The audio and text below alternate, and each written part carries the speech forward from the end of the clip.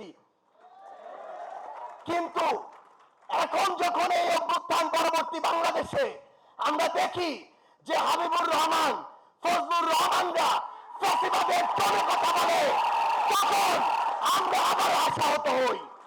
আমরা বিশ্বাস করি তারা শুধু দুইজন ব্যক্তি, তারা কোনো দলের প্রতিনিধিত্ব করে না। এবং আমরা বিশ্বাস করতে চাই তাদের এই টোনের বিরুদ্ধে ব্যবস্থা নিয়ে জাতীয়তাবাদের শক্তি বিএনপি দেখিয়ে দিবে তারা কোনো ফ্যাসিবাদের টোনকে আর জায়গা দিবে না। আমরা যখন ছোট ছিলাম, স্কুল কলেজ বিশ্ববিদ্যালয়ে পড়তাম, আমরা দেখেছি ওই জেলখানা থেকে বের হয়ে কিভাবে বুক টান করে, সিনা টান করে এই শহীদউদ্দিন চৌধুরী আইনীরা সামনে ওই আদালতের সামনে হাজিরা দিতে যেত।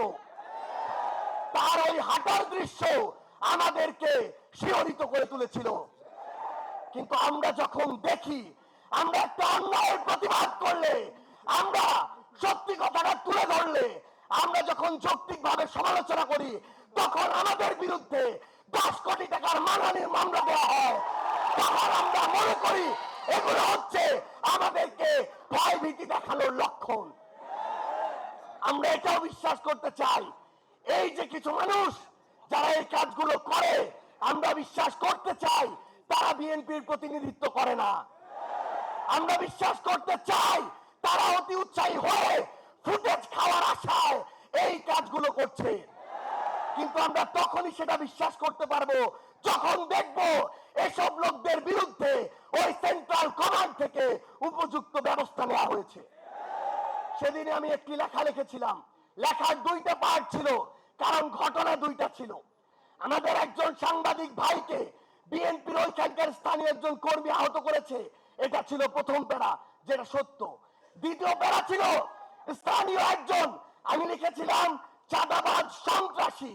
আমি স্পষ্ট করে লিখেছিলাম চাঁদাবাজ সন্ত্রাসী আমার আরেকজন সাংবাদিক ভাই তুহিনকে গলা কেটে হত্যা করেছিল।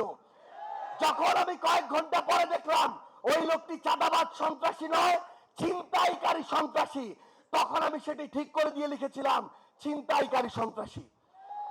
কিন্তু আজকে আমি দেখছি যে এই যে ট্যাগগুলো কিংবা এই যে মানুষগুলো যে অপকর্ম করেছিল, ওই চাঁদাবাজ, ওই সন্ত্রাসী, ওই ছিনতাইকারী, কেন ওই রকম স্থানীয় পর্যায়ের উপজেলার একজন দায়িত্বশীল সেই অপকর্মের দায়িত্ব নিজের গায়ে নিবে? এটা তো আমরা শুধু বিএনপি নয়, কোন রাজনৈতিক দলকে উদ্দেশ্য করে বলিনি। আমরা মনে করি যে কোনো একটি অপকর্ম করে তার সবচেয়ে বড় পরিচয় সে অপকর্মকারী। এবং আমরা চাই দলমত নির্বিশেষে সে যদি এনসিপির হয়, সে যদি যুব শক্তির হয়, তার বিরুদ্ধেও আমরা আমাদের কণ্ঠস্বর উঁচু করব। সেই সকল head of multimedia, head of news, ওই প্রডিউসার, ওই মালিকদের বলতে চাই এই বাংলাদেশে এসব অপকর্ম করে আপনারা আর পার পাবেন না। আর আমরা ছাড় দিব না, ওই গোড়ায় গিয়ে আমরা হাত দিব।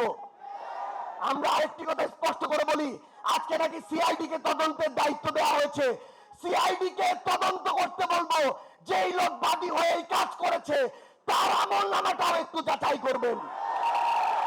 কেঁচো খুঁড়তে যদি সাপ না বের হয় তখন আমাদেরকে দায় দিবেন, এবং সেই সাপ পুরো বাংলাদেশের সামনে আমরা উন্মুক্ত করে ছাড়বো।